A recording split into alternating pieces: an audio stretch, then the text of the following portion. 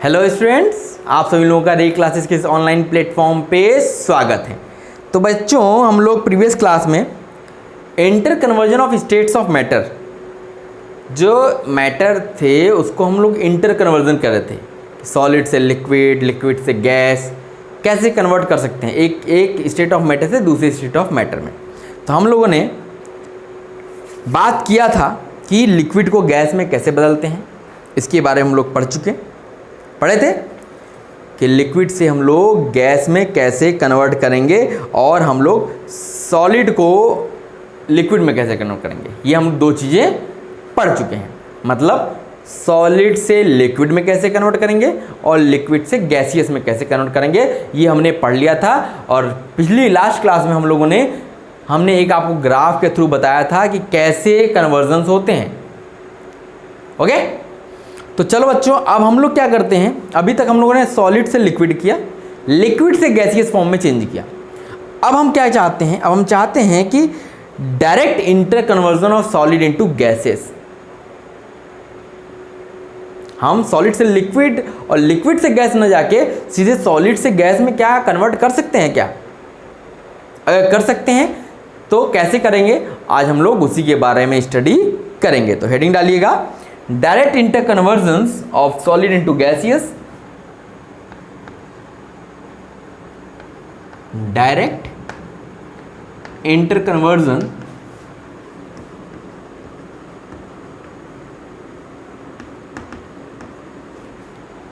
Direct inter conversion of solid into gaseous state, of solid into gaseous state.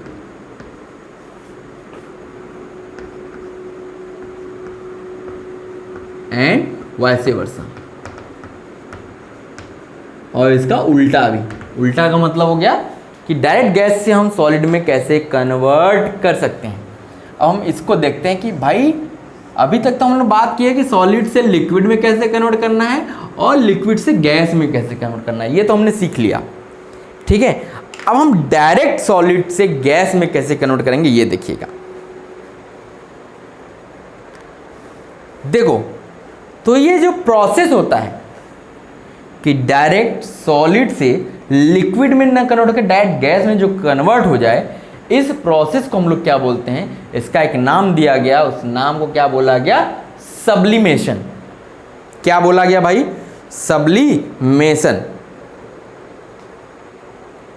तो लिखिएगा, the changing of solid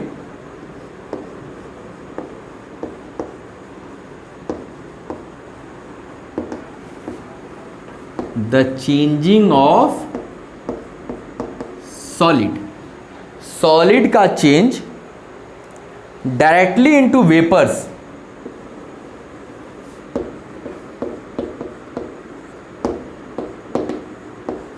directly into vapours. हम solid को directly अगर vapours में change कर पाए on heating,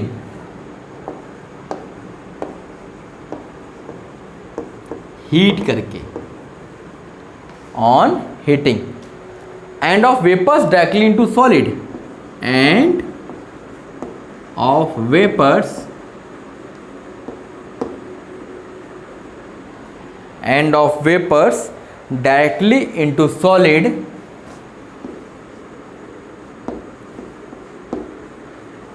directly into solid। देखो, या तो हम सॉलिड को डायरेक्टली वेपर में कन्वर्ट कर लें। कैसे करेंगे? हीट करके। क्योंकि सॉलिड को लिक्विड में भी कन्वर्ट करना पड़ता तो हमें हीट करना पड़ता। लेकिन अगर हमने हीट किया और सॉलिड डायरेक्ट वेपर में कन्वर्ट हो गया, या आपने वेपर लिया उसको डायरेक्टली कन्वर्ट कर लिया सॉलिड में, इसको करने के लिए आपको क्या करना पड़ेगा? कूल करना पड़ेगा into solid by cooling, on cooling, on cooling is known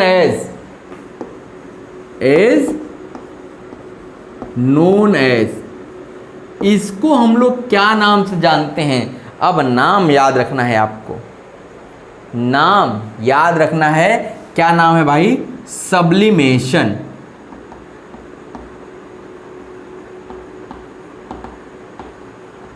इस नाम को अब आपको याद रखना है, क्या है भाई? सब्लिमेशन। कि direct conversion of solid into gas और a gas into solid is known as sublimation. और ये तो साइलेंट है कि आपको सॉलिड से गैस में कन्वर्ट करना है तो आपको हीट करना पड़ेगा, और गैस से सॉलिड में कन्वर्ट करना है तो आपको कूल करना पड़ेगा।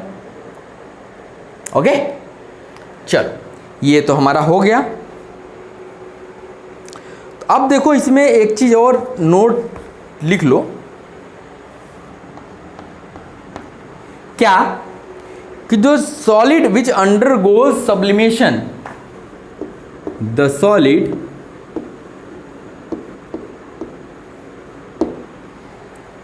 which undergoes sublimation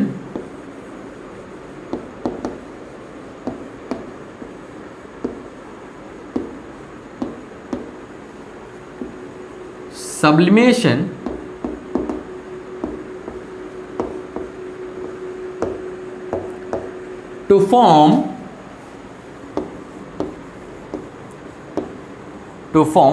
जो सॉलिड है जो सब्लिमेशन में पार्टिसिपेट कर रहा है और फॉर्म कर रहा है वेपर, उसको क्या बोलते हैं? उसको क्या बोलते हैं? Is called sublime. Is called सब्लिम।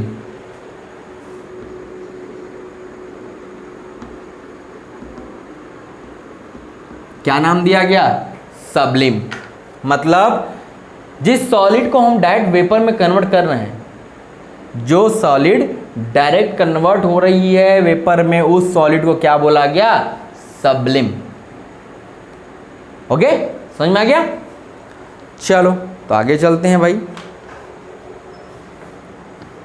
अब देखो जो सॉलिड हमको मिलेगा, जैसे अगर हमने वेपर को कंडेंस किया और एक सॉलिड हमको जो मिला, उसको क्या बोलेंगे? ये तो सॉलिड जो हमने वेपर में कन्वर्ट किया उसको सब्लिम बोलते हैं, और जो सॉलिड मिलेगा on cooling the vapours of a solid is called sublimate. उसको हम लोग क्या बोलेंगे? Sublimate.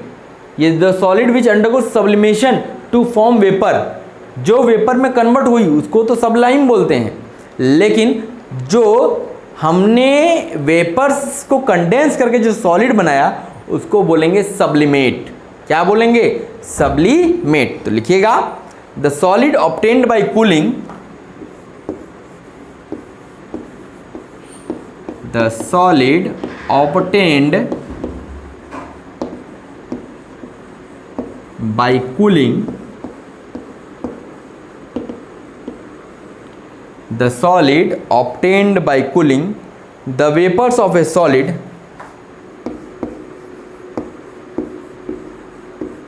cooling the vapors of a solid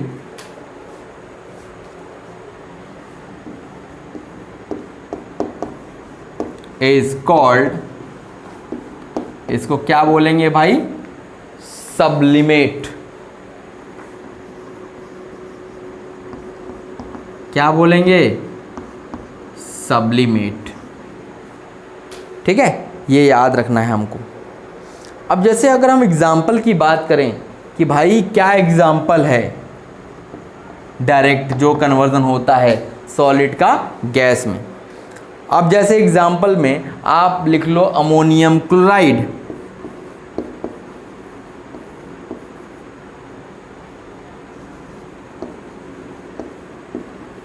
ammonium chloride, इसका फॉर्मूला याद रखिए। अब धीरे धीरे आप लोग अब जानने लायक हो गए हैं, तब याद रखिएगा NH4Cl। अमोनियम क्लोराइड का फॉर्मूला क्या होता है?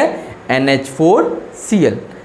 और क्या होगा? जैसे आयोडीन,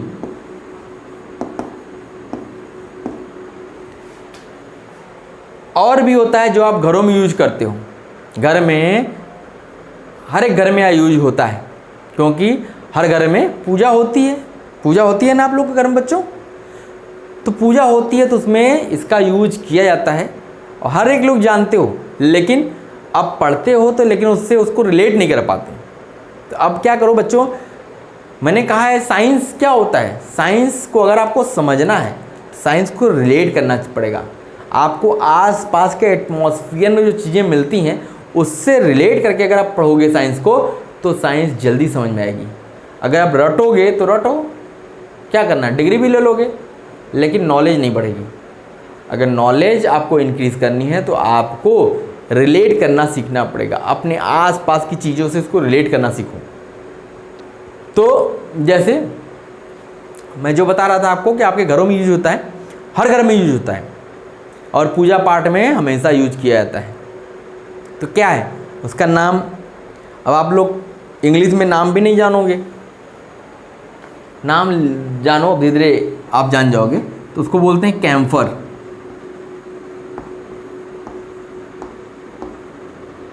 तो कुछ बच्चे बोलेंगे सर ये क्या, हाँ यूज होता है पूजा वूजा में, कैम्फर वम्फर क्या होता है, हमको तो नहीं पता है।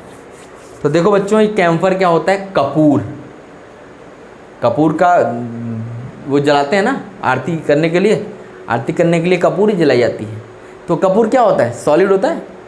आप उसको गर्म माचिस जलाते हो तो क्या वो पानी में बदलता है क्या, नहीं, वो सीधे गैस बन जाती है। तो ये क्या है, ये आपका सब्लिमेशन है, ये आपका क्या है, direct conversion of solid into gaseous state. और भी है, और भी एग्जांपल्स हैं जो हर घर में यूज होता है लेकिन बच्चे उसको रिलेट नहीं करते हैं। जैसे नेप्थलीन की बॉल्स,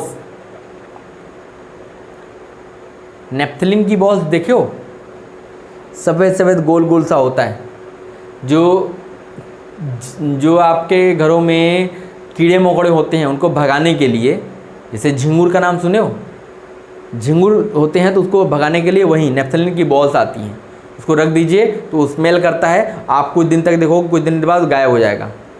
अब तो और अच्छा एग्जाम्पल्स आ गया है, अब तो आप हर घर में मैक्सिमम यूज होता होगा। जैसे आप वॉशरूम के लिए या टॉयलेट्स के लिए आप वो लेके आते हो रूम फ्रेशनर्स, रूम फ्रेशनर्स उसको क्या बोलते हैं, जो डब्बे में होता है, आपको फिटकरी जैसा लगेगा, आप उसको खोल के लटका देते हो तो आपको स्मेल पूरी महकती रहती है, 15-20 दिन चलेगा, फिर उसके बाद वो गायब हो जाता है। तो गायब क्या होता है, वो तो सॉलिड था लेकिन गायब कहाँ हो गया, वो तो लिक्विड में कन्वर्ट हुआ नहीं, आपने ऐसे ही रख दिया। आपको 15-20 दिन तक स्मेल अच्छी देगा, बहुत अच्छा स्मेल देगा, और वो कुछ दिन बाद 15-20 दिन बाद डिब्बे में से गायब हो जाता है। तो क्या होता है, वो डायरेक्ट सॉलिड से गैस में कन्वर्ट कर गया। ठीक है, तो ये हमारे सब एग्जाम्पल्स हैं, इसको आप लोग को याद रखना है।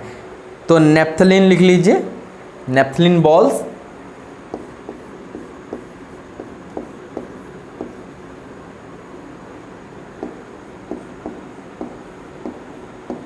नेप्थलीन बॉल्स, ये सब किसके एग्जाम्पल्स हैं, ये आपके सब्लिमेशन मतलब direct conversion of solid into vapours. Okay, तो अब हम चलते हैं, अब हमने क्या पढ़ा है, अब हम इसको एक बार समराइज करने की कोशिश करते हैं। नोट कर लिया बच्चों, आप लोगों ने नोट कर लीजिए, तो फिर हम आपको आगे बताते हैं।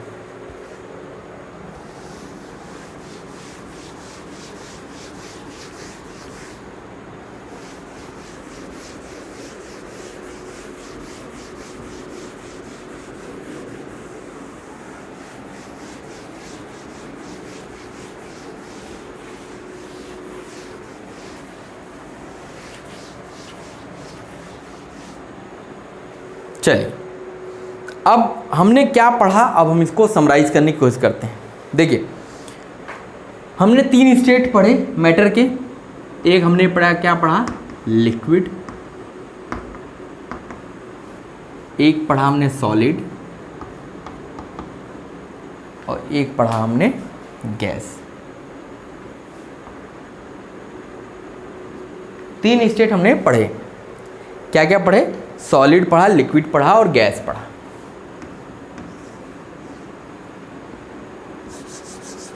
थोड़ा और बड़ा करते हैं हम आपको एक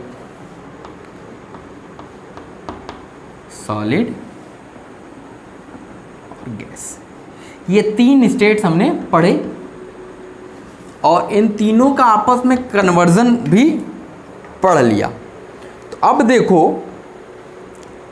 सॉलिड से अगर आपको लिक्विड में कन्वर्ट करना है, सॉलिड से अगर आपको लिक्विड में कन्वर्ट करना है तो आपको क्या करना पड़ेगा, आपको मेल्ट करना पड़ेगा। सॉलिड मेल्ट होगा तो किस में जाएगा, लिक्विड बनेगा। ठीक, अगर लिक्विड से आपको सॉलिड बनाना है तो आपको क्या करना पड़ेगा, फ्रीज करना पड़ेगा, फ्रीजिंग।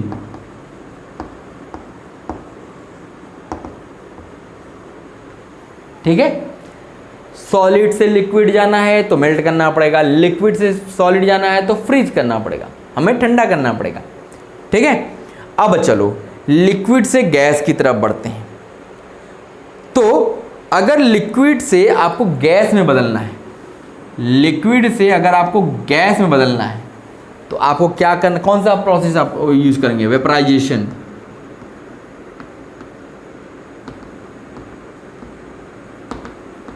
कौन सा प्रोसेस होगा, अगर लिक्विड से हमें गैस जाना है तो हमें वेपराइज करना पड़ेगा। ओके, और अगर गैस से हमें लिक्विड कन्वर्ट करना है तो क्या करना पड़ेगा भाई, अगर गैस से हमको लिक्विड में कन्वर्ट करना पड़ेगा तो हम लोग को क्या करना पड़ेगा, कंडेंसेशन।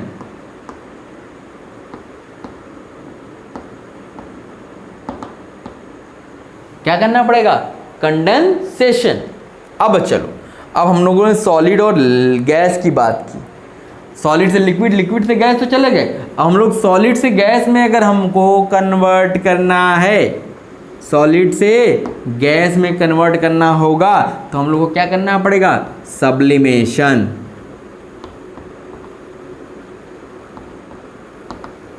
क्या करना पड़ेगा, सब्लिमेशन।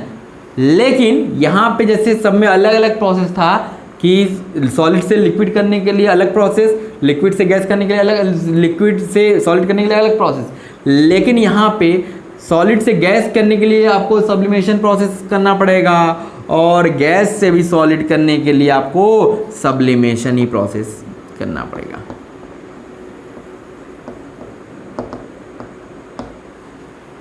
ठीक है, तो ये हमारा क्या है, कन्वर्जन टेबल है कि सॉलिड से लिक्विड में कैसे कन्वर्ट होगा, लिक्विड से गैस में, गैस से सॉलिड में, या सॉलिड से गैस में कैसे कन्वर्ट होगा। ठीक है, तो ये हमारा हो गया, इसको आप नोट कर लीजिए। फिर हम 1-2 डेफिनेशंस और लिखते हैं और ये हमारा ये टॉपिक यहीं पे ख़त्म हो जाएगा, फिर हम लोग आगे चलेंगे। नोट कर लिया बच्चों, ओके, इरेज किया जाए, ओके।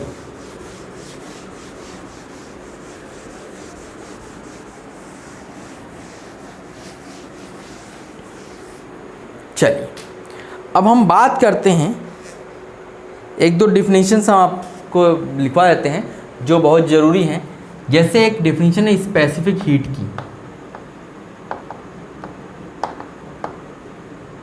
ये आपसे एग्जाम में पूछेगा। शायद मैं पहले अगर बता चुका हूँगा तो भी कोई बात नहीं, इसको आप फिर से नोट कर लेना क्योंकि ये बहुत इम्पॉर्टेंट है। क्या, स्पेसिफिक हीट। स्पेसिफिक हीट होता क्या है, स्पेसिफिक हीट होता क्या है, तो देखो क्या होता है, अगर स्पेसिफिक हीट होता है, इसको हम लोग अमाउंट ऑफ हीट, मतलब स्पेसिफिक हीट मतलब वो अमाउंट ऑफ हीट होता है जिसको हम लोग जूल में मेज़र करते हैं। और ये हीट कितना होता है कि अगर 1 किलोग्राम आपने सब्सटेंस लिया हुआ है, उसको आपने 1 डिग्री अगर उसका टेम्परेचर चेंज कर दिया तो जितना हीट की ज़रूरत पड़ेगी उसी को हम लोग बोलते हैं स्पेसिफिक हीट। उसी को हम लोग क्या बोलेंगे, स्पेसिफिक हीट। मतलब 1 किलोग्राम अगर आपने कोई सब्सटेंस लिया है, उसका टेम्परेचर अगर 1 डिग्री सेल्सियस आप इंक्रीज़ कर पा रहे हो तो जितनी हीट दे के उसका 1 टेम्परेचर डिग्री सेंटीग्रेड इंक्रीज किए, उसी हीट को हम लोग क्या बोलेंगे? Specific heat. और ये किस में होगा? ये जूल में होगा, ये जरूरी है। ठीक है, तो लिखिएगा the specific heat of a substance, the specific heat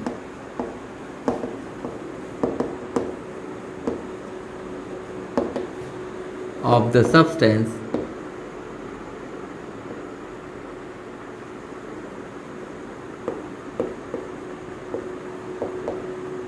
the specific heat of a substance is the amount of heat, is the amount of heat, the specific heat of the substance is the amount of heat in joules, किस में? joules में,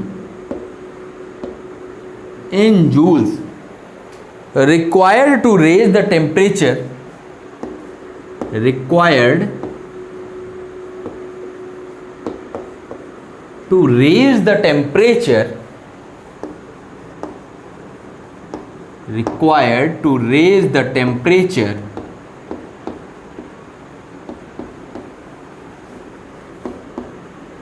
required to raise the temperature of 1 kilogram of substance, of 1 kilogram of substance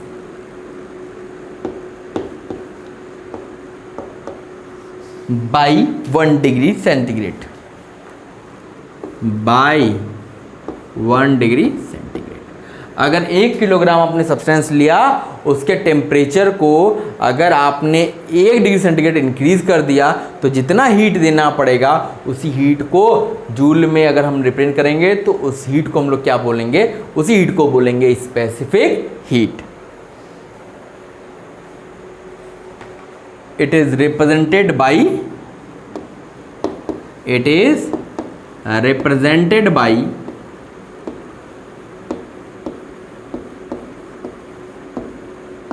इसको हम लोग कैसे represent करते हैं? Capital C से। स्पेसिफिक हीट को हम लोग कैसे रिप्रेजेंट करते हैं? कैपिटल सी से।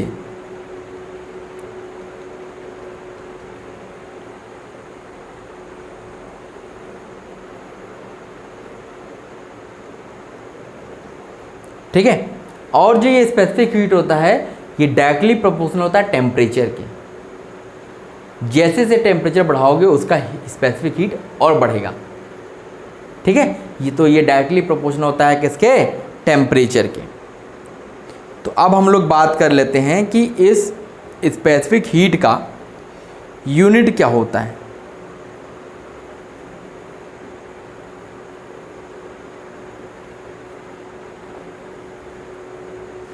इतना नोट कर लिया बच्चों? ओके।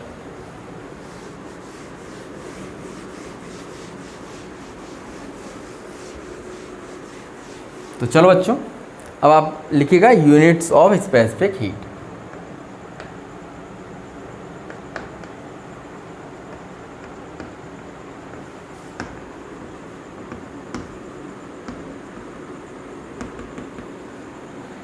स्पेसिफिक हीट्स की क्या यूनिट्स होती हैं, अब हम इसके बारे में डिस्कस करते हैं। तो देखो, स्पेसिफिक हीट का जो यूनिट होता है वो डिपेंड करता है कि 2 चीज़ों पे। एक तो आपके हीट पे और मास पे। जो स्पेसिफिक हीट होता है वो डिपेंड करता है, उसका यूनिट जो होता है वो डिपेंड करता है हीट पे और मास ऑफ द ऑब्जेक्ट पे। तो अब हीट को हम लोग किस में मेज़र करते हैं? जूल में। और मास को किस में मेज़र करते हैं? किलोग्राम में। ठीक है, so the SI unit of specific heat is joule पर किलोग्राम। इसका जो यूनिट होगा वो आपका जूल पर किलोग्राम। ठीक है, तो लिख लीजिएगा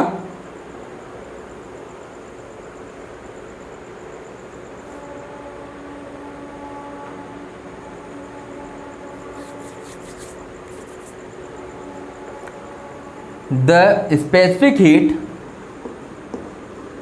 the unit of specific heat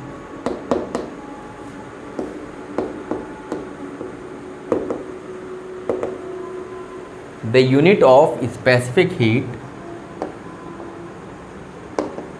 depends on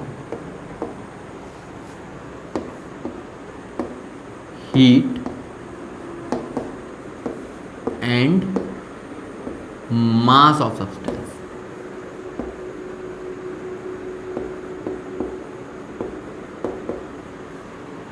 ये दो चीजों पर डिपेंड करता है। तो the SI unit of heat, specific heat का जो एसआई यूनिट होगा ये आपको याद रखना है बच्चों, और ये एग्जाम में आपसे पूछा जाएगा, ये एग्जाम में आपसे जरूर पूछा जाएगा। क्या होता है देखो, हीट का यूनिट तो जूल, मास का यूनिट केजी तो पर केजी, जूल पर केजी पर डिग्री सेंटीग्रेड, जूल पर केजी डिग्री सेंटीग्रेड। या इसी को कैसे लिखते हैं, इसको लिखने का एक तरीका और है, और जूल को जे से लिख दिया, पर हटा दीजिए, joule KG inverse degree centigrade inverse. देखिए दोनों सेम चीज़ें हैं, joule upon KG into degree centigrade या joule KG inverse degree centigrade inverse, ये इसका यूनिट होता है स्पेसिफिक हीट का। अब आपको इसको याद रखना होगा, ठीक है। तो इसको आप पढ़िए कैसे, जूल पर केजी पर डिग्री सेंटीग्रेड, ये हमारा क्या है, स्पेसिफिक हीट का यूनिट है। ये क्या है, स्पेसिफिक हीट का यूनिट है। तो अब इस क्लास में हम लोगों ने क्या पढ़ा, इस क्लास में हम लोगों ने मेनली पढ़ा कि कैसे हम लोग डायरेक्ट कन्वर्जन कर सकते हैं डायरेक्ट सॉलिड का गैस में या डायरेक्ट गैस को सॉलिड में। इस प्रोसेस को क्या बोलते हैं, सब्लिमेशन प्रोसेस बोलते हैं। और हमने इसी लेक्चर में हमने ये देखा कि जो कन्वर्जन्स होते हैं बिटवीन स्टेट्स ऑफ मैटर में, जो भी स्टेट्स ऑफ मैटर हैं उनमें जो कन्वर्जन्स होते हैं, जैसे सॉलिड का गैस में, सॉलिड का लिक्विड में, लिक्विड का गैस में और गैस का सॉलिड में, तो ये इनको क्या बोला जाता है। जैसे आपको सॉलिड से लिक्विड में जाना है तो आपको मेल्ट करना पड़ेगा, अगर लिक्विड से सॉलिड में जाना है तो आपको फ्रीज करना पड़ेगा, फिर ऐसे ही लिक्विड से गैस में जाना है तो आपको वेपराइज करना पड़ेगा, और गैस से लिक्विड में जाना है तो आपको कंडेंसेशन करना पड़ेगा। फिर हमारा तीसरा प्रोसेस आता है कि अगर सॉलिड से डायरेक्ट गैस में जाना है तो सब्लिमेशन, और गैस से डायरेक्ट अगर सॉलिड बनाना है तो भी आपको सब्लिमेशन प्रोसेस करना पड़ेगा। तो ये हमने देख लिया। फिर हमने एक चीज़ देखी कि भैया स्पेसिफिक हीट क्या होती है। तो स्पेसिफिक हीट हमने डिफाइन किया कि अगर 1 kg आपने कोई सब्सटेंस लिया है, उसका टेम्परेचर अगर 1 डिग्री सेंटीग्रेड आपको बढ़ाना पड़े तो उसके लिए जितनी हीट की ज़रूरत पड़ती है, जितना हीट देने पे उसका टेम्परेचर 1 डिग्री सेंटीग्रेड इंक्रीज हो जाए, उस हीट को अगर हम जूल में रिप्रेजेंट करते हैं तो उस हीट को हम लोग क्या बोलते हैं, स्पेसिफिक हीट। उस हीट को क्या बोलते हैं, स्पेसिफिक हीट। अब ये बच्चों आपको याद हो जानी चाहिए, आपको क्लास में ही याद हो जानी चाहिए, क्लास में लिखते लिखते ही चीज़ें याद हो जानी चाहिए। अब ये मत रखिएगा कि अभी हम पढ़ लेते हैं बाद में हम याद करेंगे, रिवीजन करेंगे, कुछ नहीं। आप क्लास में ही सारी चीज़ें याद करने की कोशिश किया करो डायरेक्ट। तो हमने पढ़ा कि भाई जो 1 kg सब्सटेंस का टेम्परेचर अगर 1 डिग्री सेंटीग्रेड इंक्रीज करना पड़े तो उसके लिए अगर जूल में जो हीट हम देंगे उस हीट को ही हम लोग क्या बोलते हैं, स्पेसिफिक हीट। और इसकी यूनिट क्या होती है, इसकी यूनिट होती है, दो चीज़ों पर डिपेंड करती है, हीट और मास पे। तो इसकी यूनिट क्या हो गई, क्योंकि हीट को हम लोग जूल में लेना पड़ेगा तो इसलिए इसकी एसआई यूनिट हो गई जूल पर केजी पर डिग्री सेंटीग्रेड। जूल पर केजी पर डिग्री सेंटीग्रेड इसकी क्या हो गई, एसआई यूनिट हो गई। और ये बहुत इंपॉर्टेंट है, इसको याद रखना है, स्पेसिफिक हीट भी और स्पेसिफिक हीट का यूनिट भी। ओके, तो आज की क्लास के लिए बच्चों बस इतना ही। फिर अगली क्लास में हम लोग मिलेंगे तो प्रेशर का क्या इफेक्ट होता है स्टेट ऑफ मैटर पे, उसके बारे में पढ़ेंगे कि प्रेशर बढ़ाने या घटाने से स्टेट ऑफ मैटर पे क्या इफेक्ट पड़ता है। ठीक है, तो वो ही हमारा लास्ट टॉपिक भी होगा इस चैप्टर का, और ये चैप्टर हमारा कंप्लीट भी हो जाएगा। ओके, तो चलो बच्चों अगली क्लास में मिलते हैं।